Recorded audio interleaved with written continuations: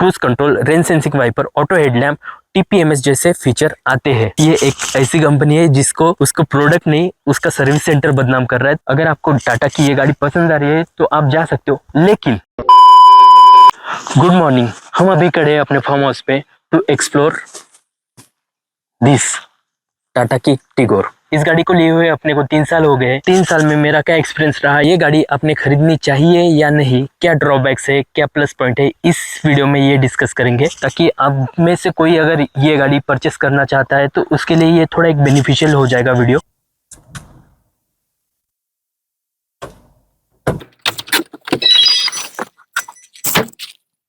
तो सबसे पहले आते हैं गाड़ी की नीड पे। जब मैं गाड़ी सर्च कर रहा था तो मेरी नीड ये थी कि कोविड का समय चल रहा था, 2020 की बात है, तो मैं चाह रहा था कि मेरी फैमिली कोई भी पब्लिक ट्रांसपोर्ट यूज़ ना करे। आपको सभी को पता होगा कि तब बहुत सारे लोग पब्लिक ट्रांसपोर्ट को अवॉइड कर रहे थे फॉर ऑब्वियस रीज़न। ये कार मैं बेसिकली मेरी फैमिली के लिए, मेरी वाइफ और बाकी सब लोगों के लिए लेना चाहता था। मैं सबसे पहले सर्च कर रहा था कोई सेकंड हैंड कार। तो सेकंड हैंड कार का मेरा बजट कुछ 3-4 लाख का था, but second hand car search करते करते करते मेरे ध्यान में आया कि टियागो का क्यों ना बेस मॉडल लिया जाए। तब थोड़ा नया मॉडल आया था, 2020 में ही नया मॉडल लॉन्च हुआ था, और सेफ्टी वाइज क्योंकि ये गाड़ी मेरी फैमिली यूज करने वाली थी तो सेफ्टी वाइज मुझे वो गाड़ी काफी अच्छी लगी टियागो। तो मैं सोच रहा था कि टियागो का क्यों ना बेस मॉडल लिया जाए। तो टियागो का बेस मॉडल देखने हम शोरूम में गए, लगभग हमने टेस्ट ड्राइव लेके फाइनल भी कर दी थी बेस मॉडल, बट तब बेस मॉडल से थोड़े इंप्रूवमेंट उसके ऊपर के मॉडल में, उसके ऊपर के मॉडल में करते करते करते टियागो का टॉप मॉडल हमने फाइनल किया कि चलो थोड़ा इन्वेस्ट कर लेते हैं लेकिन टॉप मॉडल ही ले लेते हैं। तो टियागो का टॉप मॉडल हमने फाइनल किया। बट जब मैं मेरी फैमिली, मेरी वाइफ सबको लेके गया टाटा के शोरूम में, तो they like this car more than Tiago. इसका लुक उनको टियागो से ज्यादा पसंद आया, और ये कॉम्पैक्ट सीडान थी। और मैंने कहा चलो यार सीडान भी अच्छी बात है, सीडान गाड़ी स्टेबल रहती है, बॉडी स्टाइलिंग भी मुझे सीडान की काफी पसंद है। सीडान का जो ड्राइविंग डायनामिक्स है वो एसयूवी नहीं देती, और एसयूवी का जो पॉजिटिव है वो ये नहीं दे पाएगी। और दूसरी बात, इसकी बूट स्पेस टियागो से इसमें ज्यादा है, तो फिर ये फाइनल कर ली। बट आप कहोगे कि अगर आप कॉम्पैक्ट सीडान ही बुक कर ली थी तो बाकी सीडान्स क्यों नहीं गई, क्योंकि मार्केट में तब होंडा की अमेज अवेलेबल थी, टाटा टिगोर के साथ साथ मारुति सुजुकी की डिजायर अवेलेबल थी, उसके साथ साथ आई थिंक फोर्ड की एस्पायर भी अवेलेबल थी, और हाँ हुंडई की और भी थी। इन सबको जब मैंने कंपेयर किया तो सबसे सस्ती सीडान मुझे यही मिल रही थी। ये मॉडल है exact plus, top of the line, automatic नहीं है, मैनुअल है। तो चलिए इसके कुछ पॉजिटिव निगेटिव मैं आपको बताता हूँ। तो सबसे पहले बात करते हैं इसके प्लस पॉइंट की। प्लस पॉइंट में सबसे ज़्यादा प्लस पॉइंट मुझे इसका लगता है कि इसकी सेफ्टी 4 स्टार रेटेड गाड़ी है टाटा की तरफ से। और दूसरा इसका है कि इसका प्राइस, ये मुझे on road top of the line 8 lakh की पड़ी थी तब। और क्योंकि कोविड समय चल रहा था, कुछ शॉर्टेज चल रहा था चिप्स का, टाटा वालों ने वेटिंग पीरियड मेरा 3 महीने था तो उसका कंपनसेशन मुझे एक्सटेंडेड वारंटी देके दिया था। तो मुझे 8 lakh on road, 8 lakh on road with extended warranty मिला था। तो 2 साल की कंपनी की और 3 साल की एक्सटेंडेड, ऐसे 5 साल की मुझे वारंटी मिल गई थी गाड़ी के साथ। देन इसका जो लुक है, इसका बॉडी स्टाइलिंग, इसका जो बूट एरिया आप देख रहे हो, ये ऐसा नहीं लगता है कि एक्सटर्नल आपने जोड़ दिया है। ये जो कूपे डिज़ाइन, टाटा इसको स्टाइल बैक कहता है, बट ये जो कूपे डिज़ाइन है ये मुझे काफ़ी पसंद है। अभी टाटा कर्व के साथ भी यही हो रहा है कि कूपे डिज़ाइन निकाल रहे हैं, बट ये आपकी चॉइस पे है, किसी किसी को ये पसंद है, किसी किसी को नहीं। बट पर्सनली मुझे ये टाटा का बैक प्रोफाइल मुझे काफ़ी अच्छा लगता है। तो थर्ड पॉइंट मैं बता रहा था इसका इंजन बे। इंजन बे से मतलब है मेरा इंजन। बेसिकली इसका जो इंजन है बहुत पावरफुल नहीं है, 3 सिलेंडर इंजन है, बट इसका इंजन बहुत सिंपल है।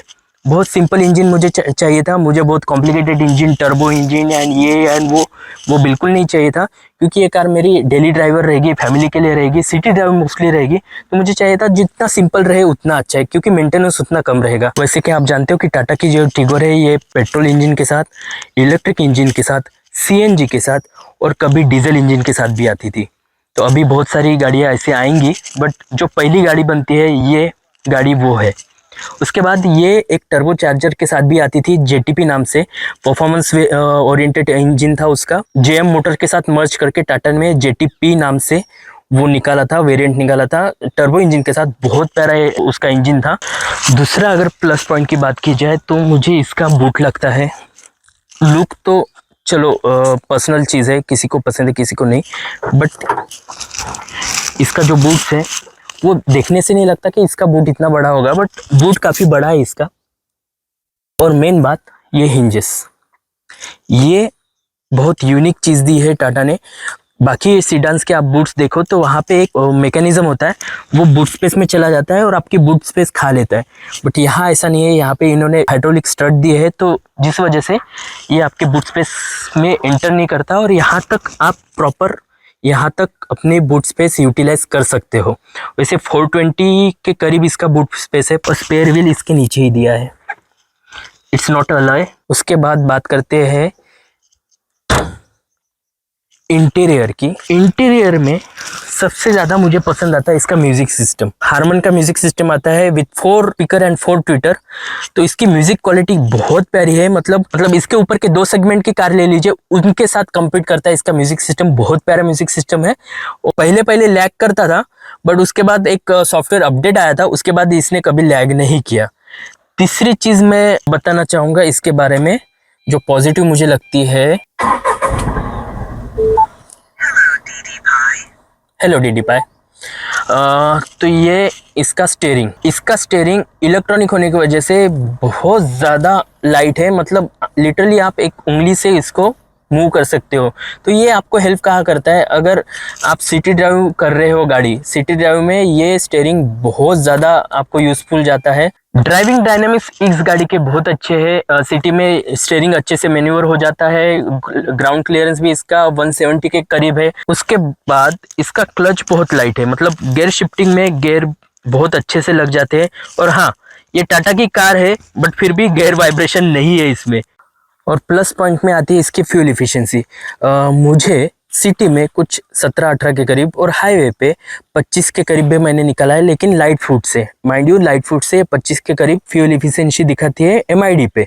तो आप उसका पकड़ के चलो, एक दो कम पकड़ के चलो तो लाइक 23-24 भी नॉट बैड। और इसका मेंटेनेंस, जैसे कि मैंने कहा, इंजन बहुत सिंपल है इसका, तो और स्पेयर पार्ट भी बहुत सस्ते हैं इसके। मेरा ईयरली इसका मेंटेनेंस 6000 या 6500 के करीब जाता है, इससे ज़्यादा नहीं। साल में 2 बार सर्विस होती है सर्विस सेंटर में। आपको वो ज़रूर बोलेंगे कि सर ये करवा लो, वो करवा लो। आपने बस चेक करना है, मैनुअल है उसमें कि क्या क्या नीडेड है, उस हिसाब से आपने चेंज करना है। एक्स्ट्रा सर्विसिंग जैसे इंजन कोटिंग ये वो नहीं करोगे तो आपको इतने से ज़्यादा लगेगा नहीं। साल का इसका मेंटेनेंस 6000 और 6500 के करीब। तो जी चलो आते हैं इसके नेगेटिव की तरफ। इसके नेगेटिव में सबसे मेजर मुझे लगता है इसका इंजन। हाँ, मैंने इंजन की अभी तारीफ की, अभी मैं बोल रहा हूँ इसका नेगेटिव भी इसका इंजन है, क्योंकि इंजन काफ़ी अंडर पावर है। बट हाँ, सिटी लाइफ के लिए कोई इशू नहीं है, क्योंकि आप बम्पर टू बम्पर ट्रैफिक चलते हो, इतना आपको क्विक रिस्पांस चाहिए नहीं। बट हाँ, as compare to Maruti, Honda और अदर कार, इसका इंजन अंडर पावर मुझे लगता है जब आप चलाते हो हाईवे पे। और हाँ, ये जो है ये मेरी गाड़ी BS6 है, फेज़ 1, माइंड यू फेज़ 1। तो फेज़ 1 का जो इंजन है उसमें वाइब्रेशन काफ़ी कम थे एज़ कम्पेयर टू पुरानी जो टाटा कार्स थी, उससे कंपेयर करें तो ये मच रिफाइंड है। बट फिर भी जो फेज़ 2 आया है इसका, वो बहुत ज़्यादा रिफाइंड है। उसका तो इंजन का आवाज़ भी नहीं आता है। आप ये देख रहे हो, ये इसलिए लगाया गया है क्योंकि ये जो इसका कवरिंग है सिल्वर कलर का फॉइल जो है वो निकल गया था और आते जाते जब हम इसको क्लोज करते थे तो ये यहाँ पे चुभता। ये चीज़ आप यहाँ से भी देख सकते हो, पता नहीं आपको दिख रहा है कि नहीं, कि यहाँ पे बबल्स, ये जो रैपिंग है ऊपर का, उसमें भी बबल्स फॉर्म हो रहे हैं। तो ये थोड़े बहुत निगल्स तो है टाटा में।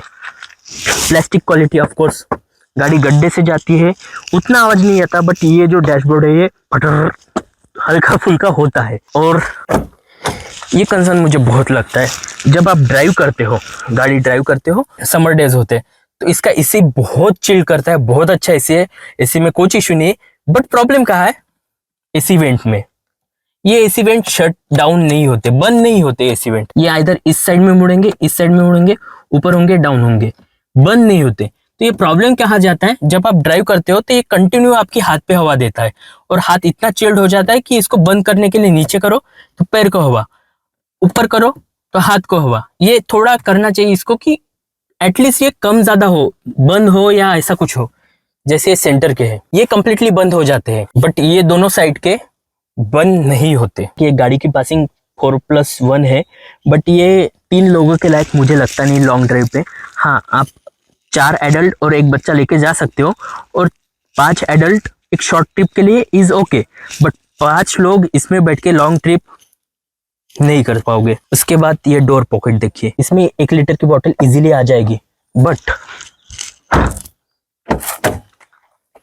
सामने का जो डोर पॉकेट है इसमें 1 लीटर की बोतल नहीं आती, इसमें आधा लीटर की ही बोतल आएगी, यहाँ पे लिखा है देखिए। और हाँ, ये चीज़ अपडेट हुई है नई टिगोर में, अभी ऐसे नहीं आते, बट हालांकि मुझे इससे कुछ प्रॉब्लम नहीं था। एक और ड्रॉबैक जो मुझे लगता है पर्सनली, ये है इसका टायर साइज। टायर अच्छे है बट ये लो प्रोफाइल टायर है। अगर कंपनी ने इसको थोड़ा हाई प्रोफाइल दिया रहता तो बहुत अच्छा हो जाता। ये टायर दिखने में अच्छे है, राइड क्वालिटी अच्छी देती है, बट इंडियन कंडीशन में ज़्यादा दिन सर्वाइव नहीं कर पाते। आप देख सकते हो टायर की साइज क्या है, 175 60 R50। 175 होता है इसका विड्थ, उसका 60% ये, और R15, बट ये 60% जो है ये लो प्रोफाइल में आता है। ये थोड़ा 65 या 70 होता तो इंडियन कंडीशन में ये टायर काफी दिन चलते। अब बात करते हैं सर्विस सेंटर की। टाटा का सर्विस सेंटर वैसे कई लोगों के मन में बदनाम है, बट मेरा अभी तक का एक्सपीरियंस बहुत अच्छा रहा। कोई भी इशू अभी तक आया नहीं, बट हाँ इम्प्रूवमेंट हो सकता है।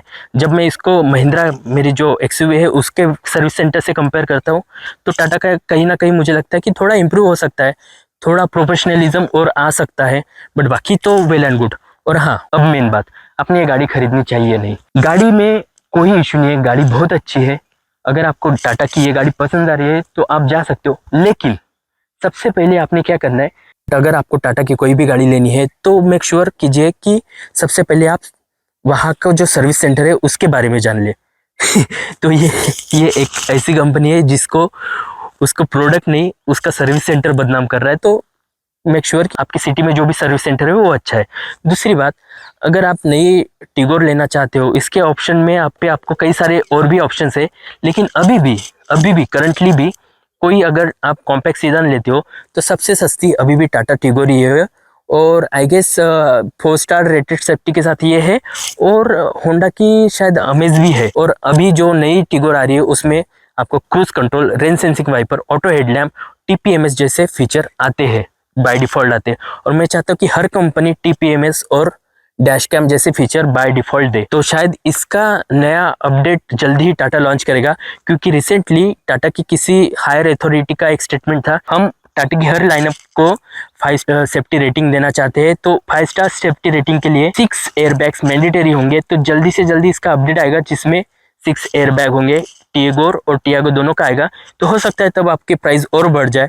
तो अगर आप सोच रहे हो कि टिगोर लेना है तो अभी मुझे लगता है कि सही मौका है, क्योंकि जल्दी मुझे लगता है इसके जो टॉप मॉडल है उसमें 6 एयरबैग आ जाएंगे, और जैसे ही 6 एयरबैग आते हैं इसकी प्राइस बढ़ जाएगी। और अगर आप टाटा की या कोई भी गाड़ी लेते हो तो अपने PDI बिल्कुल से करना चाहिए जब भी आप नई गाड़ी परचेस करते हो। और PDI कैसा करना चाहिए, PDI में क्या क्या चीजें देखनी चाहिए, उसके लिए मैंने एक वीडियो बनाया था, एक सफारी का वीडियो बनाया था, योगी भाई की सफारी थी अपनी, उसका वीडियो भी आई बटन में मिल जाएगा, वो भी जरूर से चेकआउट कीजिए। तो आशा करता हूँ मेरा जो टिगोर का रिव्यू है आपको पसंद आया, और आपके बाइंग डिसीजन में अगर आपको लगता है कि कुछ भी हेल्प कर पाया तो प्लीज इस वीडियो को लाइक कीजिए, दोस्तों के साथ शेयर कीजिए, और ऐसी कंटेंट देखने के लिए बने रहिए मेरे साथ इन कार डायरीज इंडिया। मिलते हैं नेक्स्ट वीडियो में, तब तक के लिए हैप्पी जर्नी।